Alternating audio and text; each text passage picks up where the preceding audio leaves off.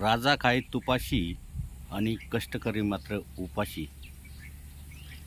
आमच्या वाहतूक व्यवस्था, वाहन चालक मालक यांची अवस्था आज अशी झालेली आहे की जसं आता पाठीमागे दिसतोय आपला शेतकऱ्याचा कष्टकरी मित्र म्हणजे बैल.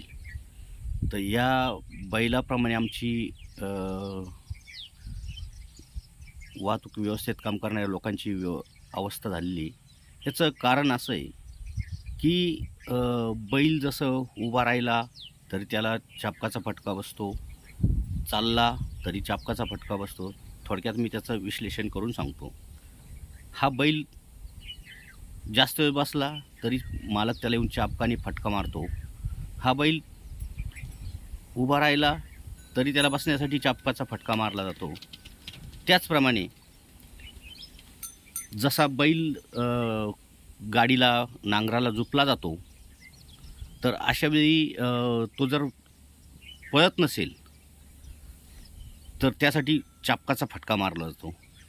म्हणजे आपल्या इथे जी वाहतूक व्यवस्था आहे, त्या वाहतूक व्यवस्थेत जर ट्रॅफिकचा कुठं काही प्रॉब्लेम झाला तर पोलीसवाले आमच्या ड्रायव्हर बांधवांना एक कायद्याचा दंडाचा फटका मारून चाबकासारखा तसा प्रयोग करतात.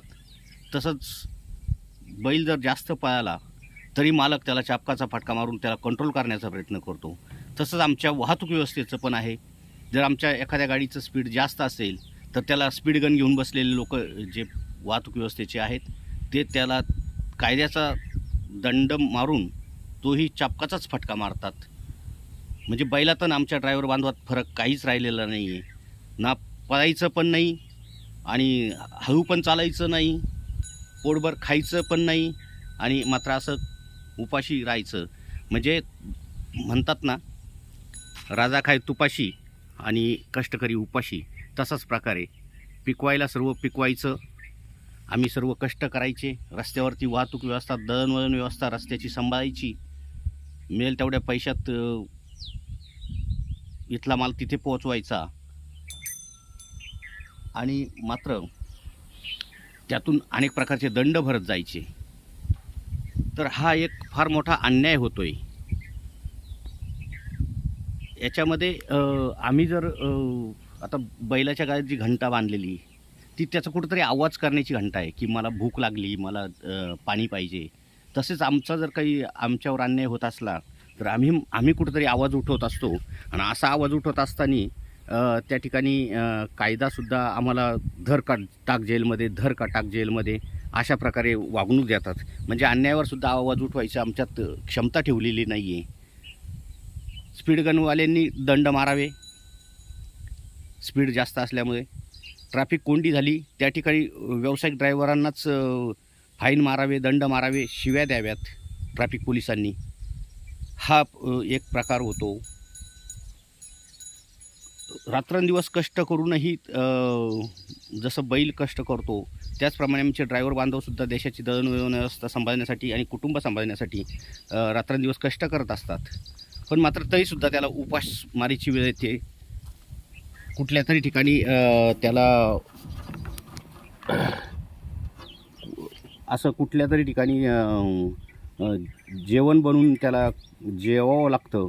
अशी आमच्या ड्रायव्हर बांधवांची व्यवस्था कुठेही नसताना त्रासदायक आहेत, आरोग्यास धोकेदायक आहेत. तरीसुद्धा आमचे लोक काम करत असतात, कष्ट करत असतात. मात्र जे कायदा आहेत हा कायदा पूर्णतः ड्रायव्हरांच्या विरोधातला आहेत. सर्व ठिकाणी ड्रायव्हरलाच टार्गेट केलं जातं. तर आज मुद्दामहून मी हा विषय घेतला की जो आपल्या भारतातल्या शेतीप्रधान देशाचं आपण जे नेतृत्व करतो त्यात बैलापासून आपली जी दळणवळण व्यवस्था सुरू झाली, नंतर ट्रॅक्टर ट्रॉली इथून तर मोठ्या वाहनापर्यंत आली. मात्र यात चुकी कोणीच नाही आहे. तर यात जो कष्ट करतो तो पूर्णतः उपाशी आहे. आणि खरं तर मला असं म्हणायचं आहे, या मुद्द्यातून असं सांगायचं आहे मला की जे आमचे ड्रायव्हर बांधव आमच्या गाड्या घेऊन चारही दिशा फिरत असतात, रात्रंदिवस कष्ट करत असतात, देशाची दळणवळण व्यवस्था सांभाळत असतात, अशा लोकांना खरं तर वाहतूक व्यवस्थेने संरक्षण दिलं पाहिजे. का तर आम्ही त्याचे आमच्या ज्या गाड्या आहेत, आमच्या गाड्यांचे मोठे मोठे जे हप्ते आहेत बँकेचे ते पण भरतो. RTOचे गाडी बाहेर काढताना tax insurance, tax insurance, PUC हे सर्व काढलेलं असताना, सर्व काही नियमात असताना सर्वात मोठा टॅक्स हा आमच्या वाहतूक व्यवस्थेकडून वसूल केला जातो. हा RTOच्या माध्यमातून केला जातो. त्याही पलीकडे RTO संदर्भात वाहन क्षेत्र हे रोड अधिकाऱ्याच्या अंडर येतं, जे परिवहन विभागाच्या अंडर येतं. ते परिवहन विभागाच्या अंडर जर हे वाहन येत असेल तर मग या ठिकाणी जे हायवेवरती व्हाईट आणि खाकी कपडे घालून जे ट्रॅफिक पोलीस आहे, तर हे मात्र प्रत्येक ठिकाणी दंड मारतात आणि वसूल पण करतात. तर यांचा हा अधिकार काढायला पाहिजे, हा काढला गेला पाहिजे. त्याचं कारण असं आहे की जर वाहतूक व्यवस्था परिवहन विभागाच्या ताब्यात आहे तर परिवहन विभाग हा टॅक्स तुमचा जो दंड असेल तो वसूल करण्याचं काम करायला पाहिजे परिवहन विभागाने. थोडक्यात ते काम RTOचं आहे. आणि ट्रॅफिक पोलिसांचं काम असं आहे की फक्त रस्त्यातली जी किंवा शहरामधली ट्रॅफिक आहे ही कंट्रोल करणे, नियंत्रणात ठेवणे आणि रस्त्यातले अडथळे दूर करणे, हा खरा मेन विषय त्यांचा हा आहे. पण तसं न होता प्रत्येक मोबाईलमधून काढतात, त्यांच्या मशीनमधून काढतात, स्पीड गनमधून प्रत्येक गाडीवर फाईन मारण्याचं काम करतात, गाडी चेकिंग करण्याचं काम करतात. हा अधिकार कुठंही नसताना ते वापरला जातो सर्रासपणे. तर माझी ड्रायव्हर बांधवांना पण एक विनंती आहे की यापुढे जर आपली गाडी कोणी थांबवली तर सर्वात पहिला प्रश्न त्या ट्रॅफिक पोलिसांना विचारायचा की तुमच्या मुख्य अधिकाऱ्यांनी तुम्हाला या ठिकाणी गाडी थांबवणे, कोणतीही गाडी थांबवणे आणि चेक करणे, विचारपूस करणे, त्याचा वेळ वाया घालवणे, टोल नाक्याच्या ठिकाणी असेल, हायवेवरती असेल, हे अधिकार दिलेलं पत्र दाखवा आम्हाला. कारण याला पण कायदा आहेत. ज्या टायमाला कुठल्याही वाहतूक पोलिसाला जर रस्त्यावरती नाकेबंदी करायची असेल तर त्यासाठी त्यांच्या वरच्या अधिकाऱ्याचं याचं परमिशन लेटर लागतं. या परमिशन लेटरमध्ये वेळ आणि टाईम लिहिलेला असतो. त्या ठिकाणी जर नाकेबंदी करायची आहे तर त्या ठिकाणी रितसरपणे बॅरिकेड लावलेले असले पाहिजे. बॅरिकेड न लावता सर्रासपणे वाहतूक पोलीस गाड्या अडवतात. शिट्टी मारली की गाडी बाजूला घ्यायला सांगतात. एखादा गाडीवाला निघून गेला तर त्याच्या पाठीमागच्या इकडून नंबर घेऊन त्याच्यावर मोठी मोठी फाईन मारतात. तर हे सर्रासपणे वाहतूक व्यवस्थेवर होणारा अन्याय आहेत. म्हणून ड्रायव्हर बांधवांनो एकच ध्यान ठेवा की जर कधी तुम्हाला एखाद्या गाडीवाल्याला तुम्हाला कोणाला अडवलं तर त्या ठिकाणी एकानेच नव्हे तर सर्वांनी एकच मुद्दा विचारायचा त्या ट्रॅफिक पोलिसांना की तुम्ही तुमचं परमिशन लेटर द्या. या ठिकाणी तुमची नाकेबंदी लावण्यात आलेली आहे आजच्या तारखेमध्ये, या वेळेपासून या वेळेपर्यंत तुम्ही सदर त्याचा सर्व नियमाचं पालन करताय आणि बॅरिकेड लावून तुम्ही नाकेबंदी करताय असं शोधा आणि त्यांना कायदा शिकवा जे तुम्हाला कायदा शिकवतात. असं जास्त बोलायला लागलं की ते त्यांचे मुद्दे ठरलेले ध्यान ठेवा की ड्रायव्हरला पहिले हमरीतुमरीची भाषा करतात. दुसरी गोष्ट वकिली शिकू नको, कायदा शिकू नको. कायदा आम्हाला माहिती, नियम माहिती आहे, तुझ्यावर इतकी केस टाकेल, तितकी केस टाकेल, अशा केसेस टाकेल, तशा केसेस टाकेल, अशा धमक्या जे ट्रॅफिक पोलीस देतात. हे जनतेचे सेवक आहेत. रस्त्यावरती वाहतूक व्यवस्था सुरळीत करण्यासाठी हे आहेत.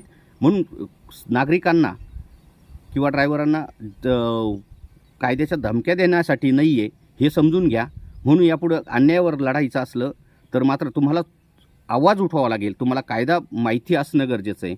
तर म्हणून माहिती करून घ्या आणि त्याप्रमाणे आपण यापुढे कोणालाही ₹1 ट्रॅफिक पोलिसला देणार नाही असं ठामपणे ठरवूया. आणि आम्ही ठरवलेलं आहे आमच्या क्रांतिकारी ड्रायव्हर कामगार संघटना आणि महाराष्ट्र खाजगी वाहन चालक बौद्धिशी महासंघाच्या वतीने आमच्या सर्व चालक पदाधिकारी सदस्य यांनी ठरवलेलं आहे की कुठलाही वाहतूक पोलीस जर रस्त्यावर गाडी अडवत असेल तर आम्ही हे प्रश्न त्या माणसांना विचारणार आहे. पहिलं प्रश्न विचारणार आहेत की तुमच्या अधिकाऱ्याचं या ठिकाणी नाकेबंदी लावण्याचं परमिशन पत्र, परवानगी पत्र, परमिशन लेटर हे आम्हाला दाखवा. आणि दुसरा मुद्दा की तुम्ही बॅरिकेड लावून नाकेबंदी केलेली की नाही, म्हणजे कायदाच तुम्ही तोडताय आणि म्हणून अपघाताचं प्रमाण जास्त होतं आहे. असे अनेक उदाहरणं आपल्या महाराष्ट्रात घडलेले आहेत.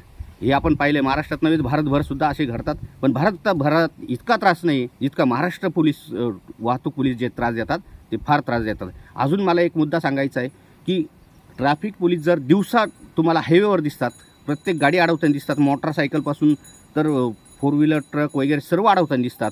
पण मात्र अपघात प्रसंगी हे ट्रॅफिक पोलीस किंवा रात्रीच्या वेळी जातात कुठे? जेव्हा रात्रीच्या वेळी एखाद्या चौकात एखाद्या सिटीमध्ये ट्रॅफिक कोंडी लागते तर त्या ठिकाणी सामान्य नागरिक येऊन रस्त्यावरती ती ट्रॅफिक कोंडी काढण्याचा प्रयत्न करतात. मग अशा वेळेला ते ट्रॅफिक पोलीस जे आहेत हे जातात कुठे? मग हे फक्त पैसे वसूल करण्यासाठी इतका असा प्रश्न तयार होतो. आणि इतकंच नव्हे तर अजून एक सांगतो की जेव्हा हायवेवरती अपघात होतो तर अपघात झाल्यानंतर हे जे ट्रॅफिक पोलीस आहे हे कधी त्या ठिकाणी अपघाताच्या ठिकाणी पोहोचलेले नसतात. तिथं पोहोचतात जे जिल्हांतर्गत पोलीस स्टेशन असेल, जे सिव्हिलियन पोलीस स्टेशन असेल, तिथलं जे स्थानिक पोलीस स्टेशन असेल याच्या खाकी वर्दीतला हा पोलीसवाला त्या ठिकाणी पोहोचलेला असतो, पंचनामा करत असतो आणि तो उचलून त्या अपघातग्रस्तांना ॲम्ब्युलन्समध्ये स्वतः अंगा खांद्यावर घेऊन टाकत असतो. म्हणजे खरं कष्ट तर करतात हे खाकी पोलीसवाले.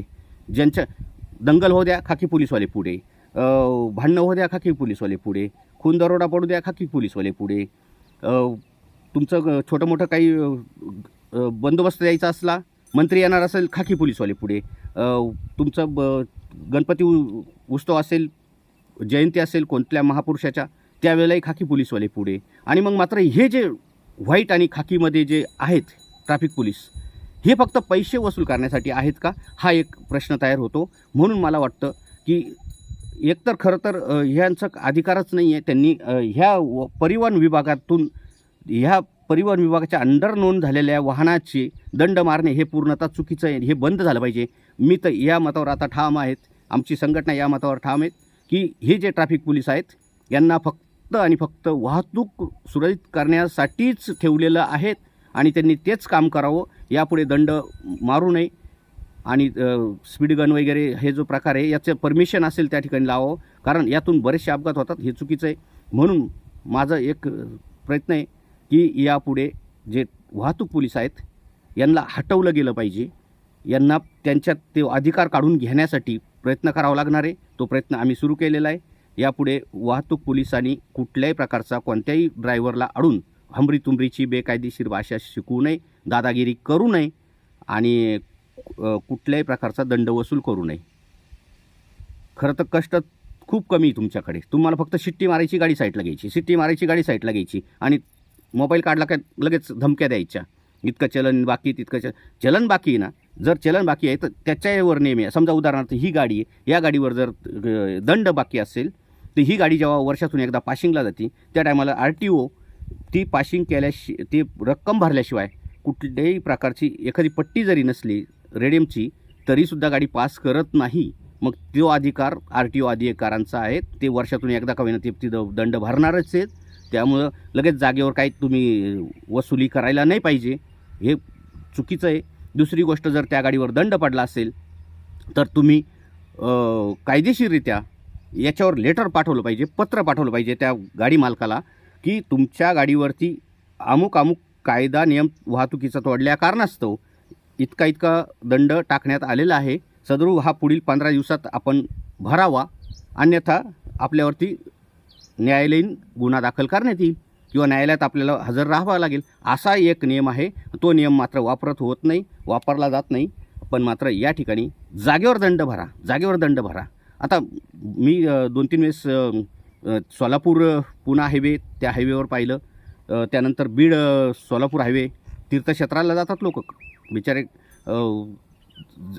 तिथं आमचं आराध्य दैवत बसलं आहे, त्या माता कुलस्वामिनीच्या दर्शनाला जातात, पंढरपूरला जातात, अक्कलकोट स्वामींच्या दर्शनाला जातात. असे अनेक ठिकाणचे तीर्थक्षेत्र आहे, गाणगापूर आहेत, असे खूप तीर्थक्षेत्र आहे.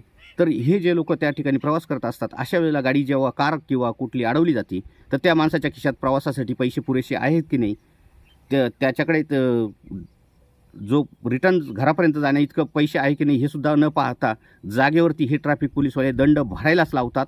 नाहीतर चिरीमिरीमध्ये 1000-500 रुपये त्याच्याकडून उकळतात. हे सर्रास चुकीचं आहे. भाविक भक्तांना त्रास देऊ नये आणि आमच्या ड्रायव्हर बांधवांना त्रास देऊ नये यासाठी मी एक तुम्हाला विनंतीपूर्वक सांगतो आणि विनंती करतो. पण मात्र जर असं होत नसेल तर मात्र आमचे ड्रायव्हर बांधव आता कुठंही गप्प बसणार नाही, कारण आम्ही खूप कायद्याने पिळलो गेलो आहेत, कायद्याचा चुकीच्या पद्धतीने पिळल्या गेलो आहे. नियम कुठेही असा त्रासदायक नाही. नियम हा कायदा हा जनतेच्या हितासाठी असतो, जनतेच्या सुरक्षिततेसाठी असतो. पण इथं उलटं होतं आहे. कायदा नियम जो धाक दाखवतात हा जनतेला त्रासदायक दाखवतात आणि फक्त वसुली केली जाते. म्हणून वाहतूक व्यवस्थेने यापुढे ही गोष्ट लक्षात घ्यावी, निदर्शनास आणावी. त्यांचा हे प्रयत्न होता माझा. आणि माणुसकी हा विषय एक असतो, त्या माणुसकी ठेवून आपण वागावं. आपण महाराष्ट्रातले आहोत. महाराष्ट्र म्हणजे महान राष्ट्रामधले आहोत, हे ध्यानात घ्यायला विसरू नका. आपल्या इथे जे थोर समाजसुधारक होते, जे खूप क्रांतिकारी लोक आपल्या महाराष्ट्रातून आपण बघितलेले, त्यांच्या विचारसरणीने आपण चाललेलो आहे. आणि अशा पावनभूमीत आपण जर असे त्रासदायक करत असलो तर महाराष्ट्राच्या पोलीस डिपार्टमेंटचं नाव हे भारतभर चुकीचं झालेलं आहे. तो धुवून काढण्यासाठी तरी आत्ताच्या ट्रॅफिक पोलिसनी, बाकी व्यवस्थेने हे थांबावं, जेणेकरून महाराष्ट्राचं नाव उज्ज्वल असेल आणि आदराने घेतलं जाईल. असं एक निदर्शनाला देण्याचा प्रयत्न आहेत. तर यापुढे मी पण आमच्या ड्रायव्हर बांधवांना, जो आता हा व्हिडिओ पाहतील, त्यांना ही विनंती करेल की कुठल्याही ट्रॅफिक पोलिसला न घाबरता त्यांच्याशी समंजसपणाने बोलावं. ते तुमच्याशी चांगले बोलले तर चांगले बोलतील, नाही बोलले तर आपण सुद्धा त्या पद्धतीने त्यांना पण कायदा शिकवायला सुरुवात करू. कारण त्यांच्याकडे कायदा आहे आणि आपल्याकडे कायदा नाही, असं नाही आहे. आपल्या संरक्षणासाठी आपल्याला जर आवाज उठवणं हे चुकीचं होत असेल तर मात्र याला कुठंही विलाज नाही आहे. पण मात्र आपण जर सहन करत असलो तर सर्वात गुन्हेगार आपण आहोत. डॉक्टर बाबासाहेब आंबेडकर सांगतात की अन्याय करणारापेक्षा अन्याय सहन करणारा हा जास्त मोठा गुन्हेगार आहेत. त्यामुळे आता यापुढे अन्याय सहन करायचा नाही. आपण स्वराज्य, छत्रपती श्रीमंत शिवाजी महाराज यांच्या स्वराज्य, त्या टायमाच्या स्वप्न पाहिलेल्या स्वराज्यामध्ये जन्माला आलेलो आहोत. त्यामुळे त्या विचाराने पुढे चालत राहावं आणि आपलं अन्यायावरचा आवाज उठवत राहावं आणि अशीच साथ देत राहाल अशी अपेक्षा करतो. व्हिडिओबद्दल कोणाला काही त्रास, काही अडचण असेल तर माझं नाव अण्णासाहेब जावळे, क्रांतिकारी ड्रायव्हर कामगार संघटना संस्थापक अध्यक्ष तथा महाराष्ट्र खाजगी वाहन चालक बौद्धिशी महासंघ प्रणेता.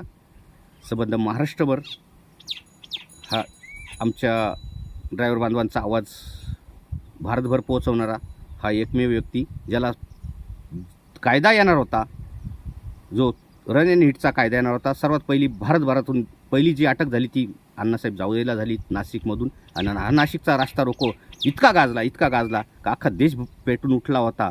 तर ही ताकद आमच्यात आहेत, आम्हाला अडाणी समजू नका. आहे आमची भाषाशैली थोडीशी गावठी आहे, पण मात्र ही इथून येत. त्यामुळे इथं जेव्हा लागतं आणि इथून जेव्हा क्रांती घडते तेव्हा आम्हाला कोणी रोखू शकत नाही. म्हणून आम्ही क्रांतिकारी आहोत आणि यापुढे आम्ही क्रांती करत राहणार आहे. वाहतूक व्यवस्थेवर होणाऱ्या अन्यायावर लढत राहणार आहेत. मग यासाठी आम्हाला किती वेळ जेलमध्ये टाकलं तरी आमची तयारी. मात्र यातून आम्ही कधी एक ध्यान ठेवतो, माझं कामाची पद्धत एक आहे की मी शक्यतो कायदा हातात घ्यायला सांगत नाही किंवा कायदा हातात घ्या असं म्हणत नाही. पण परिस्थिती जशी असेल तसं त्याप्रमाणे जर आमचे ड्रायव्हर बांधव रस्त्यावर उतरले तर भारत देश मात्र उपाशी राहिल्याशिवाय राहणार नाही. आणि रस्ता रोको करण्याची गरज नाही आम्हाला, आम्ही घरी बसलो तरी खूप होईल. त्यामुळे भारताची व्यवस्था कोलमडेल. तर हे सरकारने आणि वाहतूक व्यवस्थेने समजून घ्यावं. काही अडचण आल्यास, काही प्रॉब्लेम असेल, कोणाला यावरती बोलायचं असेल तर नक्की अण्णासाहेब जावळे, क्रांतिकारी ड्रायव्हर कामगार संघटना संस्थापक अध्यक्ष, महाराष्ट्र खाजगी वाहन चालक बौद्धिशी महासंघ प्रणेता. Mobile number 9767876719. परत एकदा सांगतो, 9767876719. आणि कार्यालयाचा नंबर आहेत 848295596900 8482956900. जय हो, जय क्रांतिकारी, जय महासंघ, जय महाराष्ट्र, जय हो.